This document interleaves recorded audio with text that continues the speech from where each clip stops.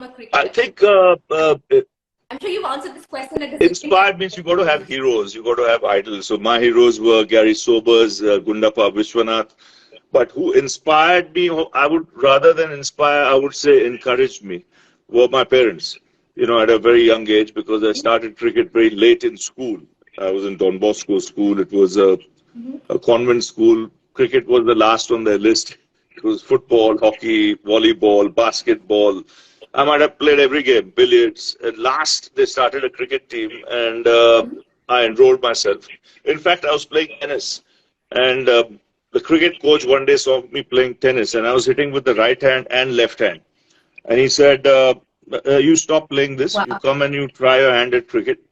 And he noticed I batted right-handed, I bowled left-handed, and I did pretty well. I got into the team, did really well that season. Next year, I captained the side. We won the Shield.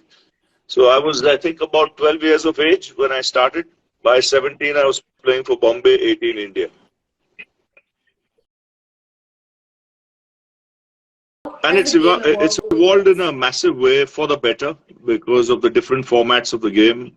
When I played the game, it was only Test cricket. One day cricket had just about started, but no one really gave it too much importance till we won the World Cup in '83.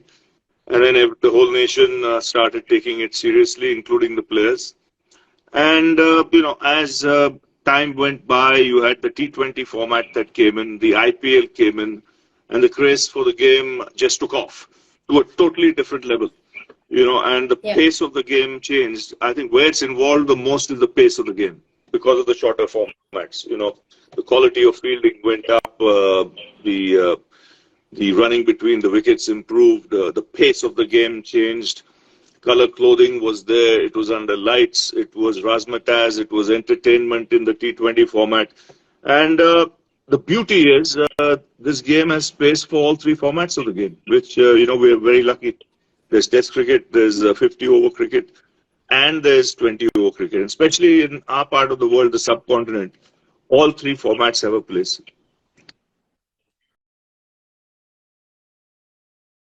Yeah, I think Test cricket will always sustain itself. Only thing I believe that in time to come, you'll have to reduce the number of teams that play Test cricket just for the focus on quality instead of quantity.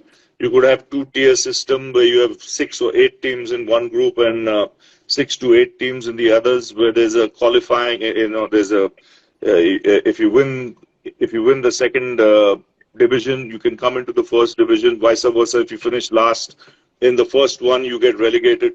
I think things of that sort will have to happen if you want to sustain the quality and interest for people to watch Test match cricket. One day cricket will survive, and even 50-over cricket, I think will face a challenge unless they reduce the number of overs there by 10. Because when we started playing one day cricket, the first World Cup that was played was 60 overs. Then very soon, they saw the attention span of the spectators reducing. It went from 60 to 50. So I see it coming from 50 to 40 also in the long run if that format has to survive. Otherwise, it might just well go Test cricket and T20 cricket. No, they're different generations. I never compare players of different generations because Sobers was a king in his generation. Viv Richards was a king in his generation. Both fabulous players. Kumar Sangakkara was a great player in his generation. Virat Kohli will be a great player in his generation. So I rather look at decades gone by, and Virat will go down in history as one of the finest players of the last decade. Tendulkar, in many ways, is unique because he's played 25 years only of first-class cricket, of international cricket, which very few have played. I don't think anyone's played 25 years of international cricket. So he will be a living legend as long as he lives. Just for the longevity, the number of runs he's got, the number of hundreds he's got, which you might need about 500 pages just to, put his records in, which could be a case study for any young kid. So he will be a living legend, no question. Across decades. Did you play at home? You play at home. You want to play to your strengths. I mean, I for one want the first ball of the test match to turn. What's wrong in that? You know, no one's getting killed there. It's the same pitch for both sides. And if one team is getting 400 runs, why are you complaining? If one player is getting 100 runs there, you know, if you can't get the runs, it's your problem. First of all, I think women's cricket is ready to take off. You know, India is not far away from, you know, achieving something major. You know, they've come that close to winning a World Cup. Now the under-19 team has won the World Cup. So the interest generated is massive. I know how the game changed when we won the World Cup in 1983. You know, the way people looked at us as cricketers, the way people looked at cricket as an industry, and how cricket became a small-scale industry.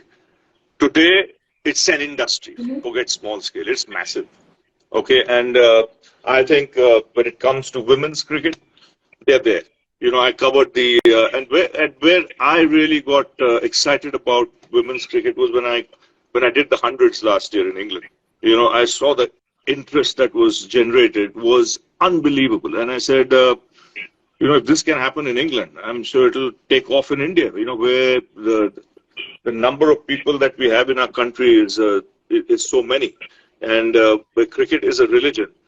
You know, they'll come out and play. Just recently, when India played Australia in a one-day series, every game was a full house to watch the women play. So, you know, if something major happens, it's already happened.